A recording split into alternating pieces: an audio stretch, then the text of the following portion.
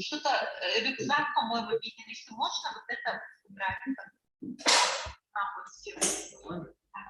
Так, нормально, да?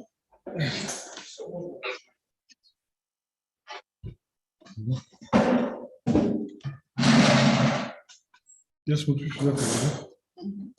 Хорошо. Нет, смотри.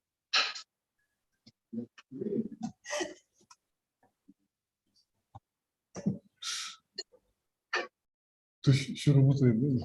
А у нас камеры нету, да, тоже вот на второй компьютер что поставить? Или это от компа идет? Камеры от компа идет. Если что, мы потом... Тогда только там будет, да, получается? Ну да, можем использовать. Потом скачаем себя. Нет, может Сейчас сразу чисто для подключить? трансляции. Да. А там тогда подключите презентацию. Такие вот.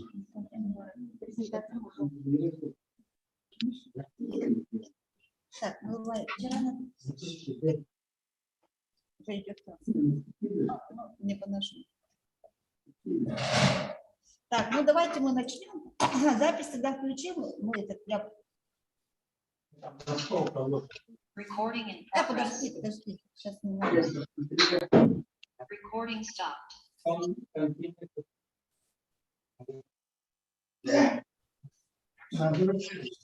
Добрый день. Добрый день, меня слышно, видно? Коллеги, еще немножко подождем. Тут мы программу устанавливаем одну для презентации. Recording stopped. Тогда скажите мне.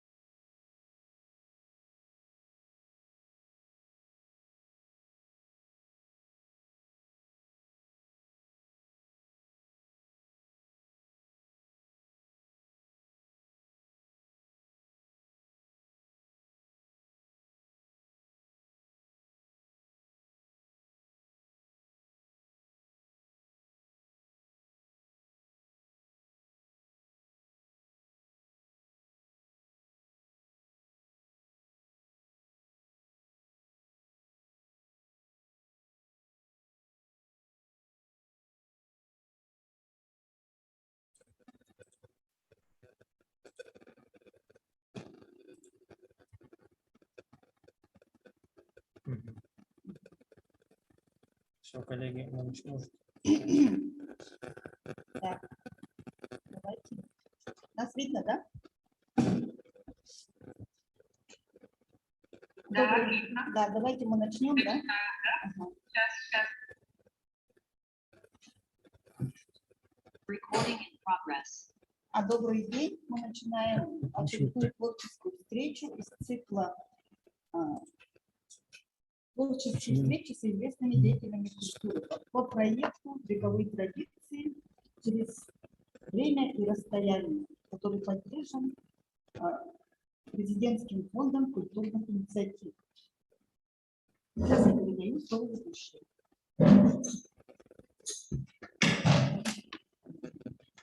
Добрый день, дорогие. По проекту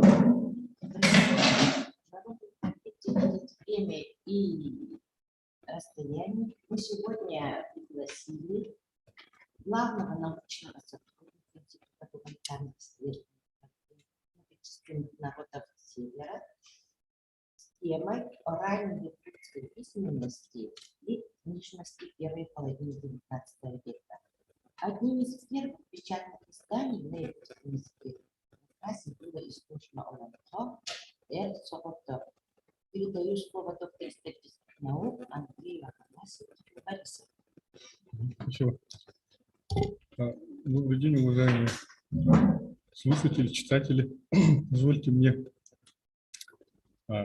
познакомить вас с одной из очень актуальных и, я думаю, интересных тем, которые волнуют не только историков, но и вообще людей, которые занимаются историей культуры. И прежде всего, конечно, историей письменности и книжности якутского народа. И прежде всего, конечно, надо условиться, о чем будет моя лекция. Конечно, прежде всего, речь пойдет о первых шагах якутской письменности и зарождении элементов книжной культуры. Я еще раз подчеркиваю, именно якутской письменности и книжности. Под словом «раннее», которое присутствует в названии нашей лекции, я понимаю этап до возникновения современной массовой якутской письменности. Мы знаем, что она началась со знаменитого алфавита Семена Новгородова, и день рождения которого в феврале каждого года мы отмечаем как день якутской письменности. То есть это вот под этим словом ранее подразумевается именно вот этот до 20 века этап. Ну а хронологически больше внимания будет уделяться первой половине XIX века, потому что в это время произошли самые важные, самые главные события именно в развитии и якутской письменности, и зарождении элементов книжной письменности. Ну, давайте приступим. Ну, прежде всего, конечно, вот вы видите здесь на экранах ваших, может, уже кто-то знает эту книгу, ну, по крайней мере, слышали про эту книгу. Это первая грамматика якутского языка. Она таки называется «О языке якутов». В 1851 году она увидела свет. И вот в составе этой книги и была опубликована первая запись, да, первый текст якутского ОЛМХ «Эр Сокотов», о котором уже было сегодня сказано. В составе этой книги были, кроме самого, значит, как сказать, научного труда грамматики якутского языка, автором которого является Санкт-Петербургский академик, тогда еще называлась Академия, да, Санкт-Петербургская, Отто Николаевич Бетлин. И вот в составе этой же книги вышли также воспоминания, или на якутском языке Ахтылар, Афанасия Уваровского, который, собственно, это и с его слов, который сам был знатоком ОЛМХ, хотя он был русским чиновником. И вот и было издано в том числе вот это ОЛМХ «Эр Сокотов». Напоминаю, что это 1851 год. Но на самом деле впервые ОЛМХ было опубликовано на немецком языке. Вот парадокс, да? Немецкое издание предшествовало русскому, да? Это было сделано в 1848 году в рабочей очень известного российского путешественника Александра Мизендорфа. Ну, те, кто знаком с географией немножко, вы, наверное, слышали, да, была такая так называемая северо-восточная экспедиция в 1842-1845 годах, которая изучала в том числе и территорию Якутии и народы, которые там проживали. И вот руководителем этой экспедиции был другой выдающийся ученый Александр Мельдендорф. И вот именно он стал инициатором того, что в этой книге на немецком языке было издано ОЛОНХО. Но здесь вы видите на экране, это уже русское издание, которое вышло в 1870-х годах позднее. Так, значит. А вообще, самые первые книги, естественно, на якутском языке, я говорю, естественно, почему? Потому что вот так уж сложилось исторически, то, что церковь, в данном случае русская православная церковь, она всегда шла впереди в деле, значит, образованности, распространения грамотности, да? Потому что духовные пастыри, они понимали, что особенно тогда, когда нужно обратить, да, в новую веру, допустим, народы, которые ранее, да, не знали, допустим, русского языка, да, конечно, лучше обращаться к ним на их родном языке, да.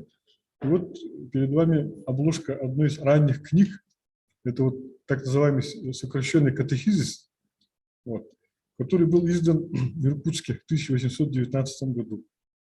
Здесь даже можно вот на расстоянии, да, на дисплее прочитать, да, некоторые строки из этой книги. Вот. Ну, надо сказать, что это издание было напечатано так называемым, значит, на основе так называемой системы письма священника Георгия Попова, который, собственно, был автором вот этого сокращенного катехизиса. Он был иереем Алекминской церкви или священником, да, и он происходил из знаменитой священнической династии Поповых. Это очень разветвленный род, который пришел к нам в Якутию еще в начале XVIII века. И они сыграли большую роль в православном миссионерстве Якутии, и долгие годы многие поколения этой священнической фамилии служили в различных церквах Якутии. И вот велик их вклад в том числе вот в просвещение и создание якутской письменности. Вот. Ну, здесь вы видите вот буквы, да, этого, ну, фактически алфавита, да, первого алфавита на якутском языке на основе кириллического алфавита. В дальнейшем Русская Православная Церковь, она продолжала издавать книги, в основном духовного содержания, да, это, конечно, Библия, прежде всего, да, тот же самый катехизис, да. Вот, например, в 1858 году другой известный просветитель, да, епископ Дионисий Дмитрий Хитров создал якутскую грамматику и азбуку, вот, которая тоже сыграла большую роль вот в той проблематике, которую мы с вами сегодня разбираем. Ну и далее, если говорить в целом, да, о грамотности и распространении письменности, надо сказать, что все-таки, да, еще в XVIII веке уже в Якутии стали появляться люди из числа местных жителей, да, якутов прежде всего, да, которые обучились русской грамоте.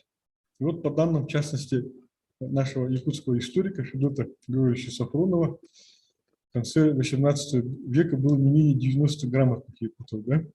Ну, то есть это в основном были представители служилого сословия, да, якутские казаки, это были писари, да, которые работали, значит, в различных органах управления. Ну и, наконец, конечно, следует упомянуть о знаменитой присяге на верность новому тогда, да, вступившему на престол в 1696 году российскому императору Павлу I. Вот что интересно, Павел I лично распорядился о том, чтобы текст присяги был переведен на языки других народов, в том числе якутского народа. Кроме того, мы знаем, историки, да, что вот особенно в первой половине XIX века уже появляется фактически письменность, да, на якутском языке, да, потому что, как я уже сказал, священнические книги издавались, да, то есть была аудитория, которой нужно это было, да, и получается, что вот, например, перед вами один из первых образцов вот, эпистолярного жанра, да, здесь письмо, которое написали якуты Баягантайского улуса, это, значит, вот внизу написано, да, подпись Иван Готовцев, да, это он пишет письмо своему, значит, дяде Егору Лазаревичу Готовцеву, который был довольно известным человеком, он был главой Баягантайской народной управы, то есть такой известный деятель инородческого самоуправления, да. И вот тут тоже, наверное, вот даже на дисплее, наверное, можно узнать, да, некоторые якутские слова, которые, ну, понятно, они были написаны на кириллическом, да, алфавите, но тогда еще старом, но дореволюционном, да. Вот. Ну, кроме того, я что хочу сказать, что письменность, она довольно-таки глубоко проникла. Это было не только, как бы, ну, скажем так, привилегия каких-то там слоев общества, допустим, священников там, или каких-то привилегированных слоев общества, да. Например, якуты, оказывается, еще в самом начале 19 века, когда составляли различные деловые бумаги, например, расписки, да, или там, ну, какие-то записи делали деловые, да, в том числе, кроме русского языка, они довольно активно использовали якутский язык. Вот такие документы сохранились. Это тоже говорило о том, что якутская письменность, хоть и медленно, но все-таки зарождалась в этот период, да. Так, значит. Или вот, например, даже можно говорить о, ну, скажем так, законодательстве, да, на якутском языке, да. Дело в том, что в 1830-40-х годах чуть было был не введен в действие так называемый свод степных законов кочевых инородцев Восточной Сибири. Да? Дело в том, что мы знаем такого выдающегося российского реформатора, да, Михаила Спиранского, ближайшего сподвижника императора Александра I, ну, по школьной программе эта личность известна, да? Вот. Он потом служил другому российскому императору, брату Александра I, Николаю I, да? Именно он составил знаменитое полное собрание законов Российской империи. Так вот, по его инициативе, в общем-то, долгие годы обсуждался вот такой проект, представляете себе, да? Свод степных законов кочевых инородцев, да? Кого понимали под кочевыми инородцами? Вот, в частности, бурят, хакасов, якутов, да? Была проведена большая работа по сбору этих законов. И вот что интересно, когда вот увидите часть обложки вот этого свода законов, что интересно, в этот период часть документов была написана на якутском языке. Да? Вот вы видите заголовочек, да? Четко видно, да? Илиндеки, Сибирь, Көгер, Омуктарын, Хонутага, Холуларын, да? Ну, должно быть Холуларын, да? Они написали Холуларын, да? И вот обратите внимание, написано Холбота, да? То есть переводчик, который пытался на якутском языке впервые, да, значит, юридические термины, да, ввести, он счел возможным перевести термин свод, да, как холбо, да. Ну, холбо сейчас, наверное, уже вышло из употребления активного, да, из якутского языка, но, значит, люди постарше, конечно, знают, что это такое. Да, холбо – это такой ящик, да, обычно деревянный, который использовали охотники в основном в тайге. Вот, и получается, что вот переводчики, что интересно, да, вот они использовали свой опыт, получается, да, и вот перевели таким образом этот термин. Это я так немножко отвлекся, да. Так, ну, наверное, это интересно. И вот могут спросить, конечно, да, и сегодняшние слушатели, да, когда же началось книгопечатание на якутском языке? Ну, конечно, об этом давно известно, но лишний раз напомнить, я думаю, не мешает, да. Вот я уже назвал эту одну книгу, да, в 1819 году, это сокращенный катехизис, да, 1819 года, издан был в якутской губернской типографии. Далее мы знаем, что в Якутии работал, ну, служил, скажем так, выдающийся просветитель, да, ну, его имя сейчас широко известно, ему памятник стоит на улице Чернышевского, да, мы все проезжаем мимо него почти каждый день, да, это епископ Иннокентий Вениаминов, который провел большую работу по переводу, да, на якутский язык литературы, в частности, благодаря вот комиссии, да, специальной, которая занималась переводами. И вот книги, которые были переведены на якутский язык, издавались одно время в московской синодальной типографии. А в 1866 году, это тоже очень знаменательное событие, уже в Якутске, то есть на родине, да, у нас получается, да, впервые на якутском языке стали печататься книги духовного содержания вот, типографии Якутского областного управления. И что интересно, еще одновременно почти, да, много книг вышло в издательствах Казани. Вообще Казань это долгое время был духовным центром всей Российской империи, в том числе для народов, которые впервые, да, обрели письменность. И вот в Казани были изданы многие книги на якутском языке, да. И всего, по данным наших специалистов, да, по истории книжного дела, всего было издано более 100 наименований вот, духовной литературы на якутском языке. Это тоже очень такая большая цифра. Ну да, и здесь вот сидит вот упомянутый выше епископ Дионисий, да, он же в миру Дмитрий Хитров, тоже выдающийся просветитель. Так, ну вот возвращаясь к одной из наших важнейших тем нашего, значит, сегодняшнего разговора, как же был издан первый текст Олонхо? Ну вот упомянутый мной путешественник, да, Александр Мидендорф привез из той знаменитой экспедиции трехгодичной, да, на север и восток Сибири, как он писал, да, в своей книге. Он привез очень большой материал не только такого по естественной истории, да, севера и востока Сибири, но и также по этнографии, я бы даже сказал, по истории народов, которые жили в том числе на территории Якутии. И там было очень много материалов по языку, по фольклору. И, конечно, Мидендорф, поскольку был натуралистом, это был выдающийся, значит, естественный писатель, натуралист, основоположник мерзлотоведения, да, вот как признают современные исследователи, так? Вот. Достаточно сказать, что Мидендорф первым указал направление, да, и даже район, в котором должен быть, да, полюс холода, да, и в конечном итоге его нашли там, да. Вот. Так вот, такой человек замечательный, он счел нужным передать в надежные руки эти материалы, да, чтобы из этих материалов что-то получилось, да. И он нашел такого человека в лице своего друга, тоже знаменитого ученого, академика Отто Бётлинга, о котором я говорил. Это был выдающийся санскритолог, но тогда он был еще молодой человек, да, занимался древнеиндийскими текстами, так? Ну вот, поскольку он был лингвистом выдающимся, он заинтересовался этими материалами Мидендорфа, да, и по его просьбе занялся разбором этих материалов, да. Но Бётлингу для полной картины и вообще для лучшего понимания языка якутов, которых он ни разу не видел даже, он ни разу не был в Якутии, была совершенно такой замечательной находкой информация о том, что в Санкт-Петербурге почти 8 или сколько лет, да, жил выходец из Якутии, наш с вами земляк, вот Афанасий Уваровский, о котором я уже упоминал. Это имя сейчас, слава богу, широко известно, так, но я еще раз напомню, да, что это был сын, да, якутки, да, и, значит, русского чиновника, да, был такой довольно известный русский чиновник Яков Уваровский, который служил в Жиганском, да, округе исправником. Так? Ну, исправник – это довольно большая должность, вот, по тем временам. Это был достаточно образованный такой человек, который дал образование своему сыну Афанасию Уваровскому. Да?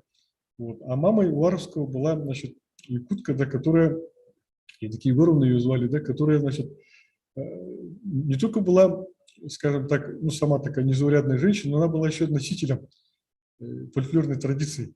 И она передала вместе с языком своему сыну вот навыки, да, сказительства. То есть Афанасий Уваровский вообще такой уникальный человек. С одной стороны, такой русский чиновник, да, такой, ну, классический, скажем так, а с другой стороны, представитель якутской культуры и языка. Ну, как известно, вот в течение полугода академик Бётлинг и Афанасий Уваровский плодотворно работали, и вот родились, во-первых, грамматика якутского языка, которая до сих пор не утратила своего значения. Все наши, ну, передовые, да, ведущие филологи, да, якутской филологии, да, специалисты, все держат в руках этот труд. И вот появилось, значит, воспоминание, которое я тоже упоминал, это первое художественное произведение на якутском языке. Ну и, наконец, Олонхо Эрсоутов. Это первая публикация была, да, которую, значит, Уваровский, значит, опубликовал. Так, значит, ну, вкратце сюжет, наверное, и многим современным нашим землякам известен, да. По данным нашего классика, да, якутское эпосоведение Николая Васильевича Емельянова, вот этот вариант Олонхо относится к ранним формам эпоса, да. Это, значит, группа Олонхо, относящихся по сюжету, да, так называемым, значит, эпическим сказаниям о героическом сватовстве, да, в данном случае сватовстве, значит, Эрсоутофа к дочери Харахан Тойона, да, тоже известного героя, да, эпических сказаний. Ну, там знаменитое вот это сражение, да, победа над богатырем Нижнего мира, Бура Дохсуном, да, который претендовал тоже на руку, может быть, и сердце, да, вот Харахан Тойона, но вот Эрсолотов избавил от такой незавидной доли, да, стать вот женой богатыря Нижнего мира, да, Аллаха. Вот, победив, он вот женился, да, на дочери Харахан Тойона, да. Вот об этом говорится, значит, в том варианте Олонхо, который, значит, записал и опубликовал Афанасий Яковлевич Уваровский. Ну вот, и говоря уже о дальнейших публикациях, сочинений Уваровского, в том числе вот вместе со вспоминанием Уваровского публиковалось и Олонхо, вот, о котором я говорил, да, то есть мы как бы повторяем, да, в 1948 году, значит, это первое на немецком языке издание, да, в 1951 году, да, о языке якутов, Бётлинга в Санкт-Петербурге, да. Вот что интересно, вот этот факт, я не скажу, что совсем неизвестен, но он, наверное, менее известен, да.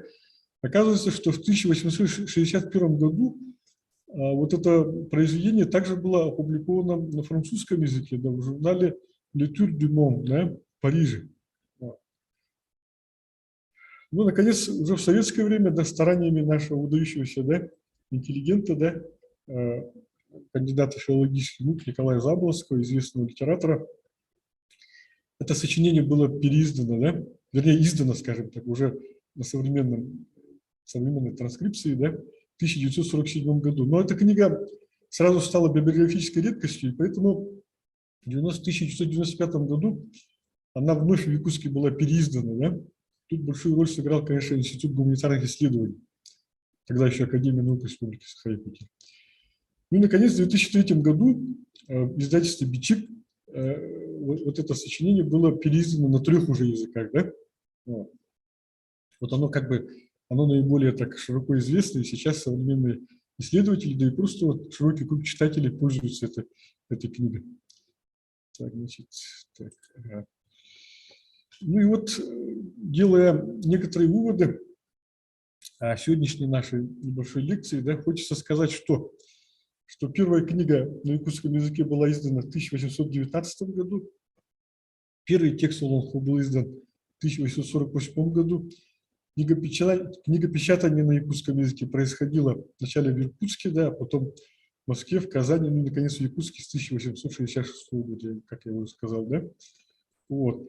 А тексты на якутском языке на основе кириллицы начали создаваться еще с конца XVIII века. Так? Но здесь вот скоро у нас время, наверное, есть, да?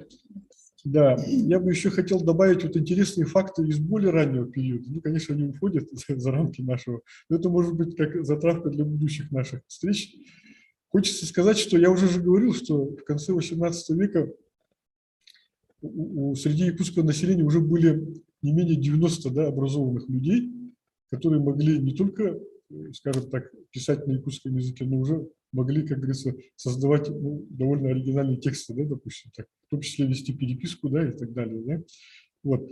Так вот, оказывается, еще в 17 веке, обратите внимание, да, это вторая половина 17 века, да, тоже довольно известная личность в истории Якутии, там внук Тыгына Мазары Базеков, да, будто бы написал письмо на русском языке одному из своих земляков. Вот обратите внимание, да? Вот. Вернее, нет, извините. Вначале, вот я оговорился, извините, да? Значит, его земляк, да, то есть якут, который проживал в Хангаласском Улусе, да, написал письмо. Это еще более примечательно, что, скажем так, не такой известный человек, рядовой человек, да, воспользовался письмом, скажем так, да, вот. И там была просьба, значит, к князю, получается, к своему, значит, получается, начальнику, да, в данном случае, к князю, да, Мазары Базеку, с просьбой помочь там урегулировать один, значит, конфликт. Так? И еще есть информация о том, что Мазары Базеков, хоть и ответил отрицательно, но все-таки, да, был такой, как бы, элемент переписки. Да, ну, понятно, что, скорее всего, они сами не писали, да, а писали, значит, с их слов, значит, то ли русские казаки, то ли какие-то писари, да. Но это сам факт примечателен тем, что якуты, понимая значимость вот этого письменного, да, изложения, значит, какой-то информации, да, сразу прибегли, да, и обратите внимание, в 1632 году только приходят русские казаки, да, а в 1680-х годах, то есть прошло там не так много времени, да, а уже, значит, местное население уже прибегает от помощи, да, письменности, да.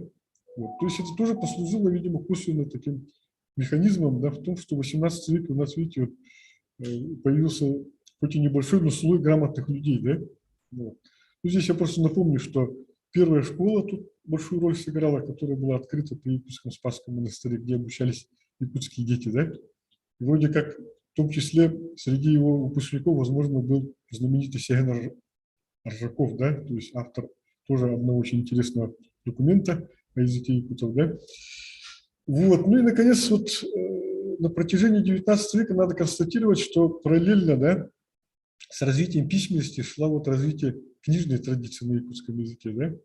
То есть я что хочу сказать, что эти книги, которые хоть и духовного содержания, они же мертвым грузом не лежали, а их изучали учащиеся там духовного училища, да, духовной семинарии, да. На основании этих книг велись, значит, занятия и в светских школах, да. Вот. Ну, конечно, под руководством священников, естественно, да. Вот. То есть первые поколения якутских интеллигентов, да, начиная от Василия Васильевича Никифорова и, возможно, даже раньше, да, учились именно на этих книгах. То есть они учились не только на русском языке, но и вот на якутском языке и могли писать и изъясняться, и в том числе вот и печататься, да, на якутском языке уже в XIX веке. Вот, собственно, о чем хотел я сегодня поговорить. Спасибо за внимание. Ну, если, может, вопросы, может какие-то вопросы будут, да? Может быть, это еще будет... Можете задавать вопросы. Может быть, это еще интереснее будет, нежели то, что я сказал.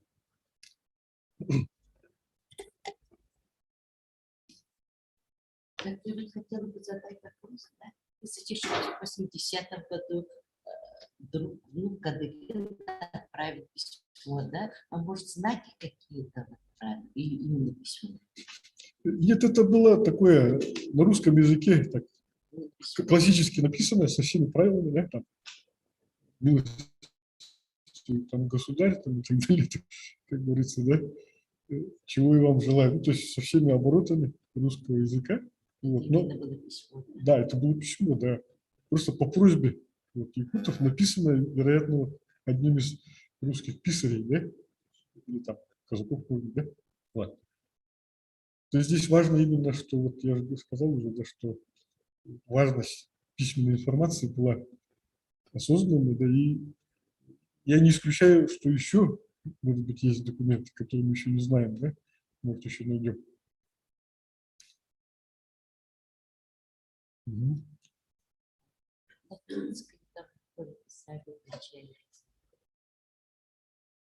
Ну да, вот как бы латиница, она же как бы вместе вот с учеными, да, и вообще с интеллектуалами, да, российскими, да, в том числе вот Бютлер там и так далее, да, конечно, они же пытались найти, ну, такие адекватные, то есть знаки, которые бы были близки к якутскому языку, да. Так ведь, вот, например, если посмотреть вот ту же книгу, да, Георгия Попова, ему было очень трудно, да, как вот тогдашним кириллическим алфавитом, да, передать вот якутские, да, слова. Поэтому вот на протяжении 19 века, конечно, латиница чаще использовалась, потому что в латинском алфавите, как бы, вероятно, больше возможностей они находили, поэтому вот их использовали. А так, конечно, мы знаем, что в начале 20 века наши вот деятели, да, в том числе вот Байшев, Алтан Сарым, да, и другие наши вот интеллектуалы, они вот пытались создать именно на латинском языке, да, письменность. Вот. Ну, я сегодня говорил о кириллической традиции, да, на которой, собственно, выросло первое поколение якутской интеллигенции, на котором велось вообще преподавание, да, на якутском языке. Угу. Да, конечно.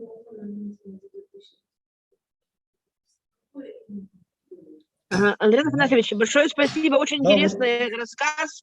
Да, а вот можно эту презентацию набрать библиотекаря? Хорошо было бы, чтобы вы показали своим читателям такую хорошую презентацию. Очень интересная, познавательная. Как бы нам получить такую презентацию? Может, отправить электронные адреса, может, отправить? А вот вы же говорите, записали на этот, оно же будет в этом, да? Да, будет. Она будет, Будет, да? она будет, Хорошо. она будет Спасибо. Ага. можете оттуда как бы посмотреть. Хорошо, спасибо. Очень интересно, большое спасибо. Очень было интересно и познавательно. Большое вам спасибо. Пожалуйста, я вот начал отвечать, да, извините, на вот вопрос прозвучавший, да, на немецком языке лонхо, да. Это вот речь идет о том же вот эрсолотох, да, о котором я сказал. Вот. То есть, вот обратите внимание, Афанасий Уваровский на якутском языке как бы рассказал о лонхо перед Бётлингом, да. И Бётлинг его записал на немецком языке, естественно, потому что он же немец был, да. Его родной язык же немецкий. То есть лонхо вначале, как бы, видите, на немецком языке зазвучало, да? Вот, а потом уже на русском языке. Вот что интересно, да? Вот. И вот, что интересно, вот эти публикации, о которых я сказал, они, значит, потом распространились в остальном мире, да, за рубежом. В частности, вот я сказал, на французском языке даже, да? Вот это издание в Париже, оно еще больше разошлось, в больших тиражах, да, и большее количество людей его просмотрело. И мы знаем, что французский язык же был тогда языком науки и просвещения, да, многие знали французский язык, да. И поэтому благодаря вот этой публикации, да, мир узнал не только о якутах, но и вообще об их культуре, об их языке и вот в том числе о лонхо. То есть это было такое выдающееся, так сказать, событие, да. То есть люди еще не видели даже якутов как бы воочию, да, а уже могли прикоснуться к их вот культуре и к таким глубинным, да, их пластам их сознания. Лонхо же это мировоззрение якутов. Да? То есть наиболее подготовленная публика, она могла даже вот на основании лонхо даже вот почувствовать, кто такие якуты были, да, изнутри, что называется, да, что они чувствовали, какие у них были образы, да, внутренние, какие были стереотипы поведения, да, вот, ну, мировоззренческие, да, какие-то установки. То есть вот это такие вещи Тогда просто. Получается, что в печатном виде они издавались на немецком. Ну, на немецком вот точно, вот лонхо, на немецком точно, оно стало достоянием мировой науки, скажем, тогда уже. На французском воспоминания, прежде всего, да, сами воспоминания. Андрей Афанасьевич, здравствуйте. Здравствуйте, здравствуйте. Можно ваш контакт получить? У меня к вам будет несколько вопросов. А вы сейчас задайте? Тогда Нет, будет у меня совсем другая тема. такая тема. По культурологии. Ага. У Ну, меня один мальчик выступает с докладом на научно-практической конференции. Он изучает оружие. очень хорошо, да. Хорошо И учат, вот, да. ну, там ряд вопросов возник. Мы бы хотели у вас проконсультироваться. Хорошо, вы по чату напишите. И Здесь в чате, да? мы вам вышлем, ага, вот мои координаты, пожалуйста, ага, конечно. Хорошо, спасибо. Мгм. Ну, спасибо за внимание, спасибо вам Спасибо вам, за спасибо интересную беседу. за приглашение, да, Всем спасибо. спасибо. Мгм, До спасибо. свидания. До свидания. Recording stopped.